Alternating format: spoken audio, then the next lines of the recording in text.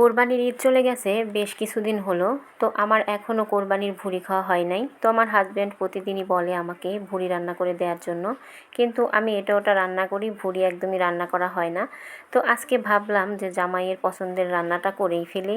তো এখানে হচ্ছে আমি রান্না করতে চলে আসলাম। আর এই তো ভুঁড়িগুলোকে আমি প্রথমে ভিজিয়ে রেখেছিলাম, তারপর সুন্দর করে ধুয়ে নিয়েছি। আর এদিকে এই যে পেঁয়াজটা কেটে তারপর রেডি করে নিয়েছিলাম, যাতে করে রান্নাটা খুব তাড়াতাড়ি করে নিতে পারি। আর এই তো আমি পেঁয়াজটা প্রথমে হচ্ছে তেলের সঙ্গে একটু ভেজে নিতেছি, কারণ কাঁচা পেঁয়াজটা একটু ভেজে নিয়ে তারপর মশলাটা দিলে কাঁচা গন্ধটা চলে যায়। আর এই যে এদিকে হচ্ছে আদা রসুন আমি একসঙ্গে পেস্ট করেছিলাম, সেটা দিয়ে দিলাম। আর আমার বাসায় ভুঁড়ি রান্না হলে একটু ঝাল করে রান্না করতে হয়, সেজন্য আমি এখানে বেশ পরিমাণে লাল মরিচের গুঁড়া, তারপর হলুদের গুঁড়া আর হচ্ছে ধনিয়ার গুঁড়া দিয়ে দিলাম। আর গরুর ভুঁড়িটা আমি হচ্ছে সবসময় গরম পানি দিয়ে রান্না করি। আর এই যে গরম পানিটা মশলার মধ্যে দিয়ে দিলাম, এতে করে গুঁড়া মশলাটা খুব সুন্দরভাবে গুলে যাবে। আর এই যে মশলাটা হচ্ছে প্রথমে সুন্দরভাবে কষাই নেব। মশলাটা কষানোর পর উপরে তেল উঠে গেছে, তারপর হচ্ছে আমি ভুঁড়িগুলোর মধ্যে দিয়ে তারপর হচ্ছে কষাবো। আর এই গরুর ভুঁড়িটা হচ্ছে অনেকক্ষণ ধরে যদি কষিয়ে রান্না করা যায়, খেতে কিন্তু ভীষণ মজার হয়। আর গরম গরম ভাতের সঙ্গে এই খাবারটার তো কোনো তুলনাই হয় না, মানে এই খাবারটা অনেক মজার একটা খাবার। তো এই যে ঝটপট রান্না করে ফেললাম। আর এই গরুর ভুঁড়িটা কিন্তু আমারও অনেক পছন্দ। তো এখানে গরম গরম ভাতের সঙ্গে এই ভুঁড়িটা রান্না করে আমি হচ্ছে এখানে খেতেও বসে পড়লাম। আর এই যে এখানে হচ্ছে দেশি কাগজে লেবু কেটে নিয়েছি, আর তার সঙ্গে গরম গরম গরুর ভুঁড়ি। তো এই যে এখানে হচ্ছে খেতে বসে পড়লাম রান্নাটা করে ঝটপট, মনে হলো যে এখনই খেয়ে ফেলি, রান্নাটা অনেক সুন্দর একটা ঘ্রাণ বের হয়েছে। তো এখানে খেতেও বসে পড়লাম। আসলেই কিন্তু এই গরুর ভুঁড়ির রান্নাটা অনেক মজা হয়েছিল। আর নিজে রান্না করেছি বলে বলছি না, আসলে ভুঁড়ি রান্নাটা এমনিতেই অনেক মজা হয়। আর খেতেও কিন্তু বেশ ভালো।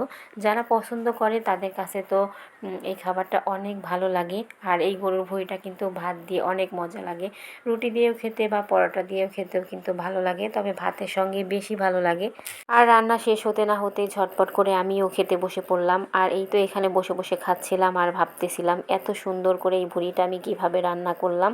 আর এই যে এখানে হচ্ছে প্রায় খাওয়া শেষের দিকে, তবে এই ভুঁড়ি খাবারটা আজকে এত মজা হয়েছিল গরুর ভুঁড়িটা। তো এই যে এখানে হচ্ছে লেবু দিয়ে তারপর হচ্ছে মেখে মেখে এই ভাতটা খাচ্ছিলাম, সত্যি অনেক ভালো লাগতেছিল। তো খাওয়া দাওয়া তো শেষ, তারপর হচ্ছে আমি 2 দিনের ভিডিও একসঙ্গে করে আপনাদের সঙ্গে শেয়ার করলাম। এটা হচ্ছে পরের দিন সকালবেলা। তো আগের দিন যদি রাতের বেলা আমি মাংস রান্না করি, তাহলে আমার সকালবেলা নাস্তা বানানোটা খুবই সহজ হয়ে যায়।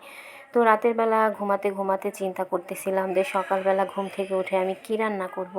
তো মাথার মধ্যে হঠাৎ করে মনে হলো যে সকাল সকাল আমি হচ্ছে রাতের মাংসটা গরম করে নেব, মানে ভুঁড়িটা, আর হচ্ছে রুটি বানিয়ে নেব। একটা সময় ছিল যখন আমার হচ্ছে এই রুটি বানানোটা বেশ ঝামেলার একটা কাজ মনে হতো।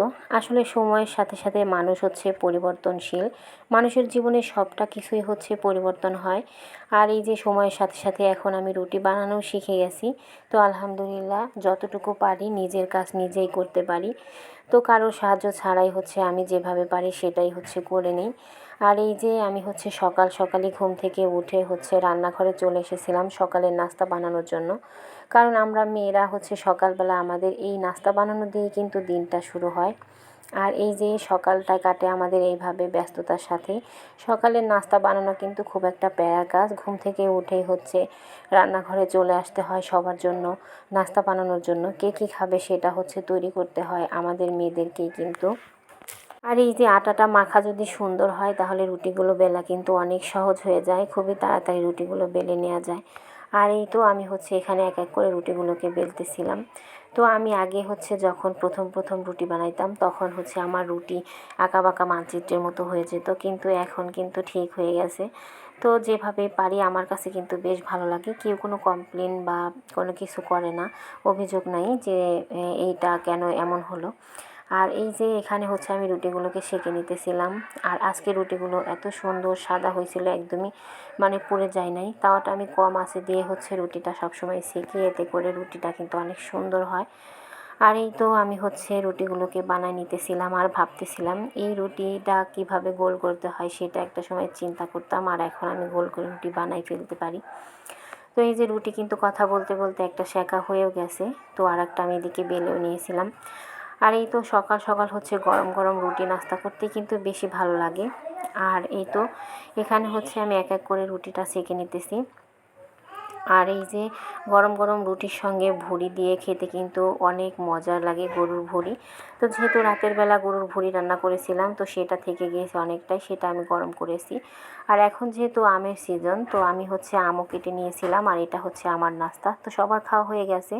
এখানে আমি কিছু শসা, তারপর হচ্ছে গরুর ভুড়ি, রুটি আর হচ্ছে আম, এটা দিয়ে হচ্ছে আজকে সকালের নাস্তা করেছিলাম। আর এই খাবারটা কিন্তু আমার ভীষণ পছন্দের। তো আমার বাসার সবাই অনেক পছন্দ করে। এই তো আজ এই পর্যন্ত, সবাই ভালো থাকবেন, আল্লাহ হাফেজ।